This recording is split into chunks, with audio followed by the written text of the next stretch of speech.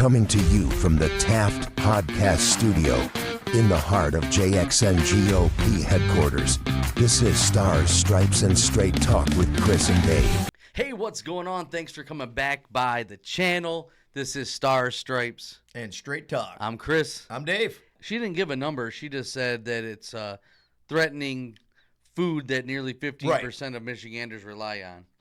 Well, yep.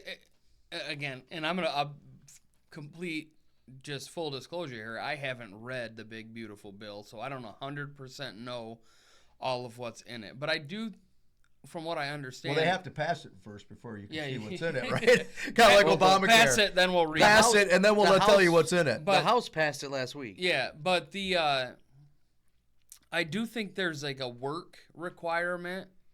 Actually, I have it involved in this, and I think that's important. You know, there is. Actually, I have it in front of me. The Medicaid portion that she's talking about of the Big Beautiful Bill, and it says House Bill Committee Reconciliation Bill, for example, proposed to reduce federal Medicaid spending by $723 billion with a B over the next 10 years. That would represent an 11% cut to the federal Medicaid spending with specific targeted areas, and it goes on to cuts for work requirements, mandating that adults eligible for Medicaid through the Affordable Care Act expansion meet working and reporting requirements is a significant proposed cut estimated at $280 billion over the next 10 years. That's almost half of it. Yes. Yeah. So just requiring people that can work to work. Yeah, but it looks like it's mandating the adults eligible when they did the expansion, which is what Michigan did. I believe she talks about that coming up. Yeah, they did the expansion for the Affordable Care Act. So now that's why Michigan, it seems like she's talking about this because they're going to get hit. We're going to get hit harder because we took this extension that some other states didn't take. Because it says Medicaid expansion proposals have been made to eliminate the enhanced federal matching rate for the ACA Medicaid expansion, which could significantly impact states that expanded Medicaid. So do you understand what the Medicaid expansion is? The ACA? So the Affordable Care Act, the way that works, if you're an insurance agent and you're going to write someone an insurance policy. Oh, that's right. You know this. Yeah, this is your wheelhouse, baby. So the first thing you have to do is you have to go figure out what kind of subsidy this person qualifies for. And there's like these budget or income thresholds, right? These levels of income that change your subsidy. Now, if you make too little income, the ACA marketplace is going to deny basically your enrollment and then tell you to apply for Medicaid. If you're denied Medicaid, you can come back to ACA. But let's say in the state of Michigan, there's an income threshold that would get you essentially a free health care plan, right? Your plan would be fully subsidized. When ACA first started, that was around, for a single person, that was around, I want to say, $18,500 a year. Annual income. If you were making around that, you could get an insurance plan fully subsidized by the government. And that's in the state of Michigan. Right. If you're in Mississippi that doesn't have expanded Medicaid, the threshold is lower, right? So you can be making more money and still get Medicaid in the state of Michigan and not take the ACA plan. Right. In fact, you couldn't get the ACA plan. So that's why Michigan expanded with the ACA.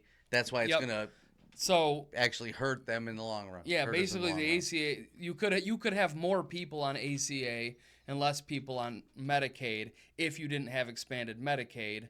But at the end of the day, both of those things are government subsidized. Anyway. It's two different buckets, but it's still government funded. And to be honest with you, some of the ACA plans you can get at the fully subsidized ones are probably just as good as Medicaid. Right. Maybe better. So I just think that's a kind of a pointless thing that she brought up there. But you got a whole lot of administrators now, right? You got Medicaid, you got ACA. Right. Oh, yeah. Well, we create a whole bunch of more jobs. This is one thing that free, I read, and I was like kind of taken back. This is eligibility rules in the big beautiful bill under the Medicaid portion. It says changes to Medicaid eligibility rules such as more frequent renewals or stricter requirements could make it harder for an individual to enroll and stay enrolled, effectively reducing enrollment and costs. So is they saying that that this big beautiful bill is going to make this more difficult for people to get into the plan, the program? I don't know. I guess so I don't know what the Medicaid enrollment process looks like, but I do know that with an ACA plan, you have to renew every year.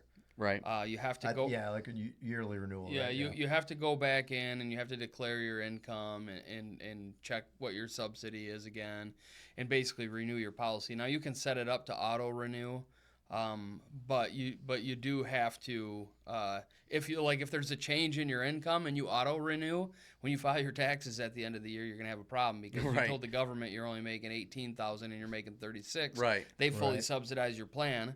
And that's an advanced tax credit is how they pay for it. Yeah. So when you go to settle your tax bill at the end of the year with the government, they're going to say we were paying $1,000 a month to subsidize your plan. You only qualified for $800. You owe us. It's time to pay us back. Yeah, that's a tax attestation, which is required to be part of ACA. And if I anybody, I don't know what the Medicaid rules are for enrollment. I'm guessing they're a lot more liberal, a little less strict than that. Right. Yeah. So, But if anybody's ever owed money to the government, they're going to get theirs faster than they pay you your refund. Sure.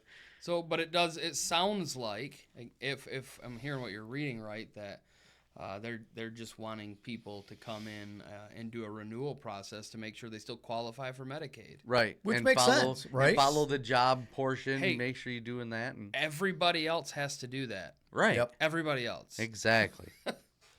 Yeah. I was crazy. going to say, they're going to save much money if they make it harder for that 190-year-old to stop getting a Social Security check. Yeah. Right? I mean, Right. So, when people, that's what we talked about this before on a previous episode with Doge. It's like, how can you be mad at finding fraud? Right. Unless you're the guy defrauding. Doing the fraud, yes. Or benefiting. If you're the from one that. benefiting from the fraud, you can be the only one. Everybody else should be happy about it because it's our money. Okay, let's keep going All here, right. Chris. She says, here in Michigan, we worked together to expand Medicaid when the Affordable Care Act passed. I was the minority leader in the Michigan Senate. I knew we had to seize the chance to expand health care to hundreds of thousands of more Michiganders. Governor Schneider supported it too, and our only chance at getting it done was working together. Not everyone agreed with my approach, including my own colleagues who didn't want to give the governor a win, but I saw a generational opportunity to do something transformative, and I knew that we had to put our differences aside. I went desk to desk to get all the votes to get it done. We created Healthy Michigan, which still covers hundreds of thousands of people today. We can do hard things. She acts like Medicaid expansion is some kind of thing that she dreamed up Right. and whipped the vote. And Right, that's what she said, desk to desk, man. And maybe but Michigan's not the only state to do expanded Medicaid. Right.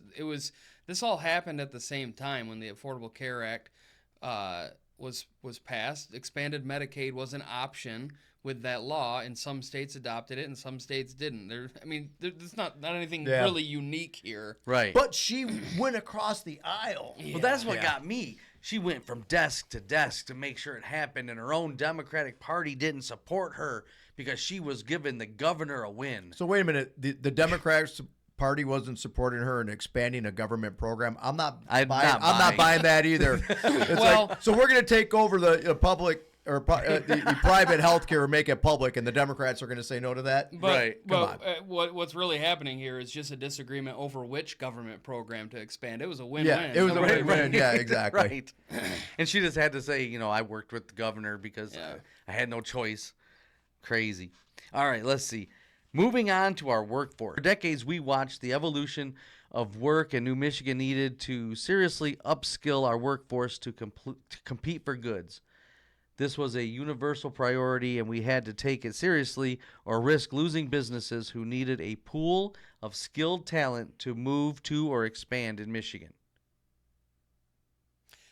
I don't know what. Do we have businesses coming to Michigan? I thought everybody was leaving. Look, Michigan is hostile to business. Right, Yeah, they're leaving. absolutely. No, unless you're Chinese. Businesses are leaving Michigan. Michigan is making it harder and harder and harder to do business here. Right. The most recent thing that Michigan has done is the Earned Sick Time Act. Right. Yep. Which makes it almost impossible for a business to operate if they're dependent on their labor to, right. like manufacturing, for instance. Right. Very hard to run a business like that when there's no way for you to predict who's going to be there and who's not, and that whole thing's a mess. Right. And that's just one example, but Michigan has become an increasingly difficult place to do business. Well, it's talking like she's saying we need a pool of skilled laborers. Well, you can't talk about people going to college, but then saying you need trade workers. Yeah. Right. I mean, that's a contradiction. You want trade workers, send them to trade school.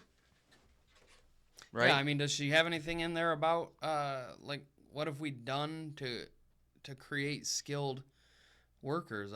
Well, let's see. I don't know. Well, that goes back to the education thing, and I'm sure she ain't going to cover that because we're going to talk about how we need more money for education to create these workers, but right.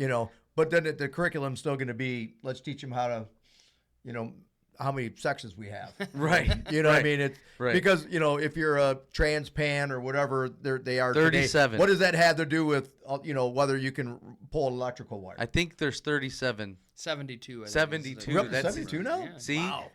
They're like rabbits screwing in the corner. Just keep generating.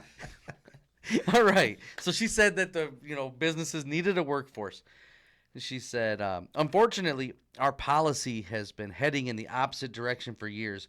Gutting funding for public colleges and universities made it less and less affordable for all and completely out of reach for too many. Colleges and universities that are sitting on billions of dollars. Yep. Billions. When I ran for governor, she says, I prioritized higher education and skills training. She hasn't talked about them. She's talking about colleges and universities. Skills training. Early on, I set our ambitious but achievable 60 by 30 goal to have 60% of our adult population earn a degree or certificate by 2030. 60-30. We can't even get 60% to graduate high school and be able to read. What's a certificate in? It's got to be trade school certificates then, right? That's what you Yeah, but you can't get through a trade school without knowing how to read. I'm wondering if she's talking about, I don't know what she's talking about. I know that there's like this free community college for certain people. I don't know a whole lot about that, but again, I've never I don't know how and I love that word free. Does that mean that colleges are giving it away free? No, that means we're paying for it. I've never heard of this 60-30 deal. I never heard of that either. I mean, never. Yeah, I'm not really sure what she's talking about, but I do know that I think I heard a statistic today that when you talk about skilled labor, for every 5 that are retiring, aging out, leaving the workforce in the skilled trades, only like 2.5. That's crazy. Are entering. So we're headed for a crisis there. I don't know what she's celebrating. Right? This is supposed to be we do hard things. Yeah. Well, we're about to have to do some hard things. Right, Yeah. some real hard things. Those of us that have Y'all some gonna skills, do your own plumbing we're going to be coming doing up. a lot of working. You might want to start That getting sewer line goes bad. You're digging that thing up yourself. Yeah. real hard things. Yeah. Yep. Let's see. So she said the 60-30 goal to have 60% of our adult population earn a degree or certificate by 2030. Since I took office, we've been inching closer and closer to meeting it. By working across the aisle, we established Michigan Reconnect and Michigan Achievement Scholarships. That's what I was talking about. And the Michigan Guarantee. Yep. Yeah, that's what you were talking about. Yep. If you graduate high school or are older than 25, You can earn an associate's degree tuition free right now. If you attend private or public university, you can save up to $27,500 right now. So you're telling me that my 53-year-old self could go get a degree for free? You should try. I should try. You should try. What are you going to get your degree in? Talking shit. I don't know. It's general. It's a general arts degree. Based off of our last conversation, I think you need to get a degree in gender studies because we don't even know the number. We don't even know the number at this point. That's a Dave thing. He wants to do all of that. Oh. That's not me. I hear there are very lucrative careers attached to that degree. So Are there? Yeah, I don't Like know what they what? are. Nothing. I don't know what they I made would that be. up. That's a I lie. know. That's a lie. That's just a financial hellhole that you're going to get yourself into. Right, exactly. I can extend my adolescence for 4 years. All I have to do is sacrifice my financial future. So what we tuition need- free, is that like tax grants? Is that what she's giving away, grant money or something? I don't really know how it works. It's free. It's just It's nothing's free. it's all free, Chris. Come on, we're printing that money. Sure. I mean, when you look at it, the other question they ask when we talk about these politicians and we need to make school more affordable, we got to make it, is anyone asked why the school tuition has gone up at a alarming rate higher than the rate of inflation? No. I don't think that's getting a lot of attention. No, I don't If think you it look is. look at the numbers, and the second the government started backing these loans and buying the loans, Right. the price of tuition has skyrocketed. Oh, absolutely. Well, yeah, Right? once you got the government paying for it, Yeah. It's a money it's doesn't exist horrible. anymore. It's a just- horrible Yeah, scam. it doesn't. Yeah, because me as a bank, I'm not going to loan some snot-nosed 18-year-old 42 grand to go live on campus and go on spring break. But I'll certainly loan him 42 grand if the day after I loan you that money, the government's going to send me a check for that. Mm-hmm. I'll file the paperwork. That's easy money. Yep. Just like the government back when they were buying all the home loans. And we saw Well- where that went, right? So, Yep. yeah, it's not free. Government funded Right. is Well- us. We are the government. I just reread this, and this doesn't make sense. I'm going to try this again. It says, if you graduate high school or are older than 25, you can earn an associate's degree tuition free right now. If you attend a private or public university, you can save up to $27,500 right now. So where's this free tuition associate's degree coming from? It can't be private or public college. I think that's community. You have to It's that's community college. colleges. Yeah, community college. Yeah. Gotcha. Now I'm tracking because it doesn't say that on here, so Yeah, and I it do was think kind of confusing. I do think that's a real thing. I don't know what all the stipulations are, but it is something like being at the schools and stuff. Right, It's something yeah. I hear them talking about. Right. And I do think there are kids that are graduating high school and taking that option. I don't know what that's costing us, but Well,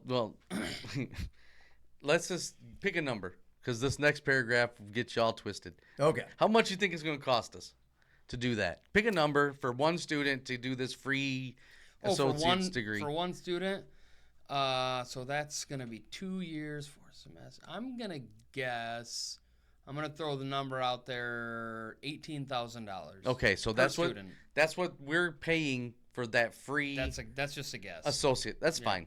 So here's what she says. Here's the numbers. Since we established these paths, more than 100,000 Michiganders have used them to save money, graduate, and find good-paying jobs. Over 100,000. And when it comes to our 60 by 30 goal, we have gone from 45% of our working age population with a degree or certificate to 52% despite a pandemic. See, we're doing the hard things. Oh, look Yep. at us. We're spending money to give people free associate's degrees. So I looked this up. 2-year public community college may cost somewhere between $1,500 and $8,600 per year. Okay. So on the high end, 8,600 per year, 2 years. on the high end, I was pretty close. You were It's close, like 17. Yeah. Yep. So if we split the difference on that, we're at like what, 5,000. And she Yeah. said 100,000 people have used this. So that's a lot of money. That Yep. we've just it's come from tax dollars somewhere, general fund or something. Yeah. It's $500 million. But she's happy. She's claiming it. She's handling it. All right. She goes on to say, finally, a story from this year on minimum wage and paid sick time. You were just talking about that. Difficult. Please tell me she's not gonna talk about this like it's a good thing. Okay, let's find out. All right. Okay. Finally, a story from this year on minimum wage and paid sick time. A difficult issue that had been kicked down the road for a long time.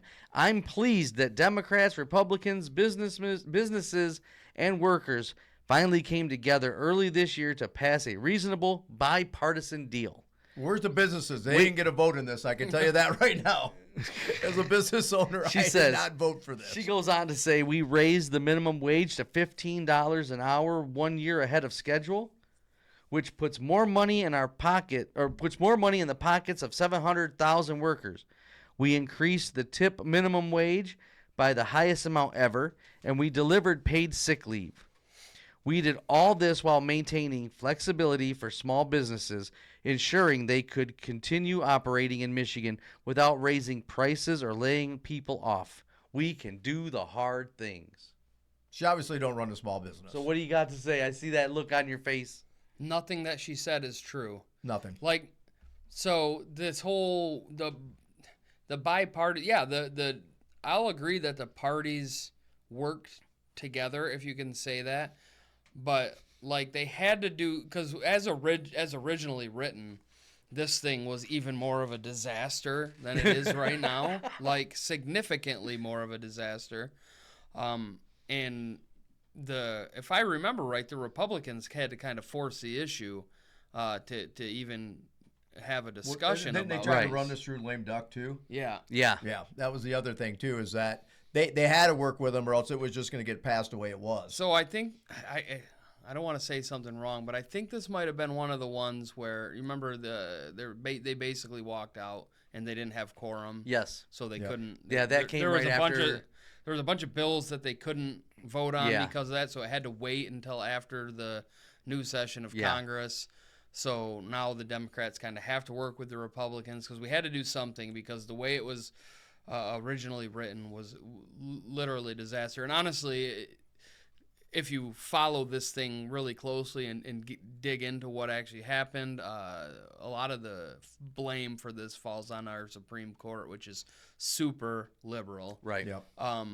But it is definitely not friendly to business. I mean, it is going to eventually cost the state industry, and it's going to cost people jobs. Yeah.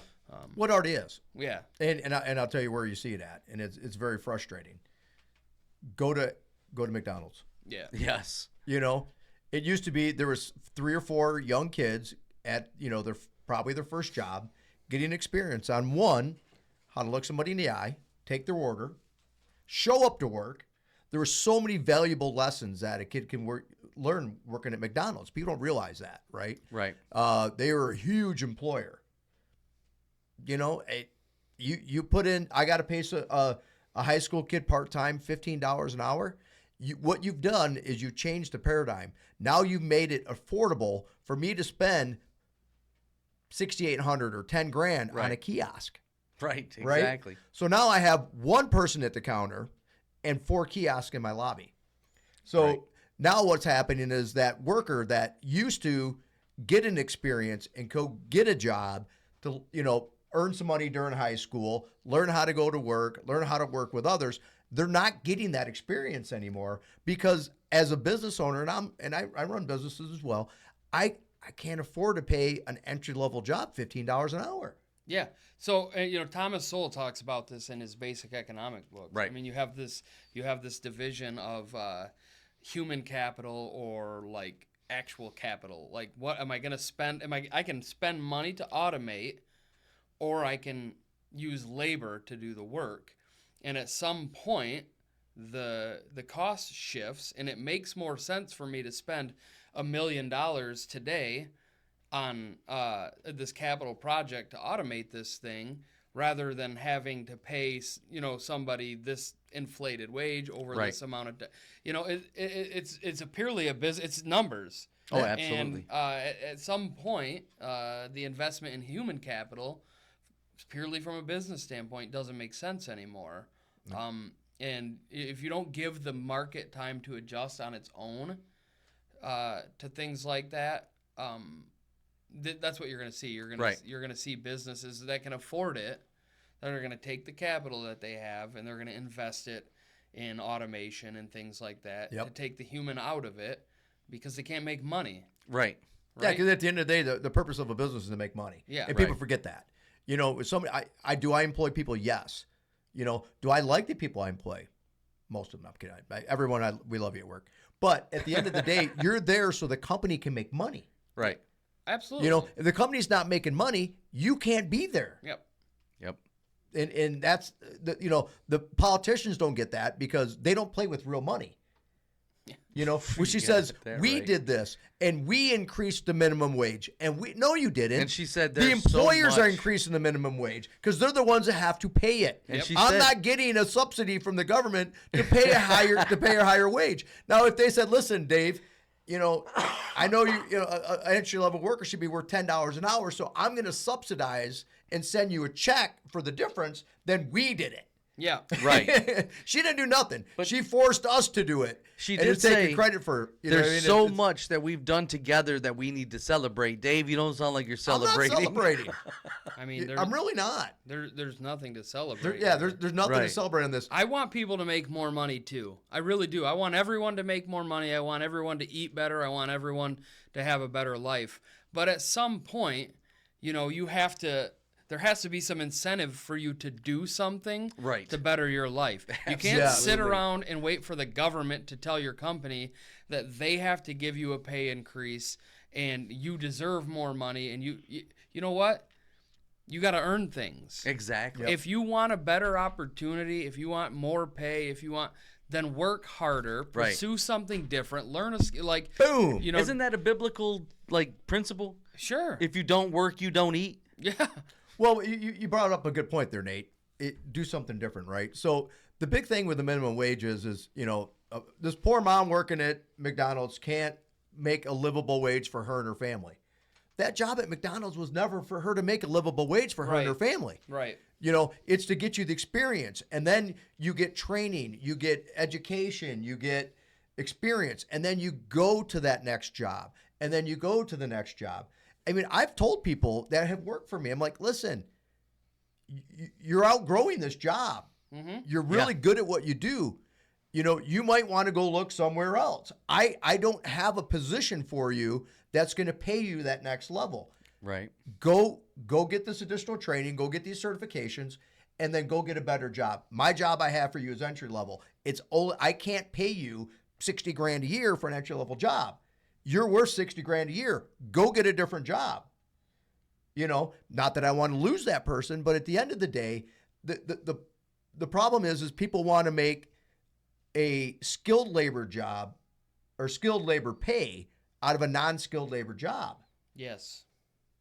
Yep. And it's never worked that way. Right. But when you force that with that forcible minimum wage, you have no incentive to better yourself, to get that better job. Well, when I mentioned human capital, your labor is your capital. Unless you have money, your labor is your capital. Unless you're somebody that's wealthy and can invest in business and start businesses, your labor is your capital. So if you want to be paid more for your capital, which is your labor, make your labor more valuable. Yep. Right. It's very simple. Absolutely. I mean, I'm not saying it's easy, but it's simple. It's simple economics, and we have to stop de-incentivizing people taking responsibility and ownership for their own lives and the results of the work that they do every day. Absolutely. All right, what else we got here? We're running up on a little bit of time here. We're probably at a point where we could do one rest of this page and then do a part 3 at some other point. Oh yeah, this is. So yeah, because we are running at the end of this show. So the last thing we're gonna touch on right now is she says we've protected abortion rights, expanded LGBTQ+ rights, and passed common sense gun violence prevention laws. Well, that's like an hour right there. Can I tell you? I gotta say, abortion rights. All right, I'm gonna talk about this, and I'm gonna say some controversial things. That's fine, here. and that's why we're gonna close out after this little segment. That's why we straight talk on here. I'm gonna tell you that first of all, you don't have a right to an abortion. Nobody has that right, because you don't have the right to end a human life. Now. And there's all of this back and forth about whether restrictions on abortion are constitutional or not. I'm going to tell you, one of the popular narratives here is that the Constitution doesn't deal with abortion. It doesn't talk about it. It never comes up. So why do we talk about whether it's a constitutional issue or not? I would make the argument that that the Constitution does have a stance on abortion. And it is a stance of anti-abortion because the Constitution is a byproduct of the Declaration of Independence. Right. And the Declaration of Independence said we are endowed with rights by our Creator. Right. Yep. And what's the first one? Life. Life. So that means we don't have the right to remove from someone something that was endowed by their Creator that our earliest document says they have the right to. And that fetus has the right to life, which far outweighs this myth that the mother has the right to end that life. Right. And I hate the arguments about, oh, well, every time you talk about this, well, what about rape, incest, and to save the life of the mother? Right? And this is the way we spin it. Oh, Republicans want moms to die because they can't get, a dead fetal tissue removed. Wait. If it's dead fetal tissue, no one's going to say anything. So, but I want to clarify this because I've had this argument 100 times because this is where the liberals like to go because they want to paint us like we're just these heartless people, How could the people fighting for a life be the heartless ones too? Isn't that amazing? It's wild. But there is not a state in the union that does not allow for a D&C in the event of like a tubal pregnancy, right, or like a stillbirth, or to save the life of a mother. That doesn't exist anywhere in the United States, right? But that's the story that gets told. We don't care about women. We want women to die. This is not a women's rights issue. No. It is an issue of morality and whether or and not it's not, is and okay. it's not healthcare. No, it's not. It's not women's health. The question is it okay to take a life? That's the only question here. And the answer to that question is no. No. Period. Absolutely not. This is a very simple discussion that we've overcomplicated and tried to baffle with BS. Right. It's very simple. We're going to get into this more later, but if the other, part of that equation is they say, well, it's not a life, it's a lump of tissues, it's not a baby yet. So with that, and we're running hard on time, what I would like to invite you all to do is go find your local eagle's nest. Grab that eagle egg. Make yourself a YouTube video of you smashing those eggs and say, well, I didn't kill an eagle. And see what happens from the federal government. Right. Good point. Not an eagle, right? That's right. Well, Nate, thank you for coming back again. Of course, man. I had a great time. I mean, it's getting to the point where, you might just be making cameos all the time. Yeah, I think so. Hey. We enjoy having you. There's no doubt about I like that. being here if I have time. Star, Stripes, and Straight Talk with Chris, Dave, and Nate. Or Nate, Dave, and Chris. I could be the third wheel. There you go. Yeah. All right. All right. Well, hey, thanks for watching. Don't forget to hit that like button, ring the bell, leave us a comment. Our algorithm is all over the place. And for YouTube to push our content, it needs to see that people engage with us. So please look for us in the community questions. I sent a questionnaire out to our followers. Fill that out for me. Let me know what's going on. But yeah, till next time, this is Stars, Stripes, and Straight Talk. I'm Chris. I'm Dave. And God bless America. And that's Nate. There you go. All righty. Thanks, guys. Right.